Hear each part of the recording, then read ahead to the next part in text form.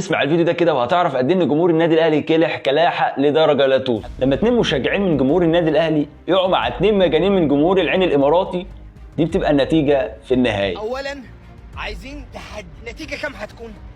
قول لي، ما تخافش، قول لي. 2-1 للاهلي. 2-0 للاهلي. 2-0 للاهلي. 4-0 للعين. خش جامد ولا ما تخش؟ خش جامد يا عم. 5-0 للعين يا باشا، هو الكلام بفلوس. خش يا سيدي. انتوا فزتوا على الهلال كام؟ 4-0. والاتحاد 3-0. الواحد اللي جه في الاخر ده. طب عايز اقول لك حاجه، نحن العناويه بنزيما اللي كان بالصدفه كده فاكره. مش شايف حد نهائيا. طب عايز اقول لك حاجه، نحن العناويه احنا جامدين قوي قوي قوي قوي، احنا بشوات قوي قوي قوي قوي.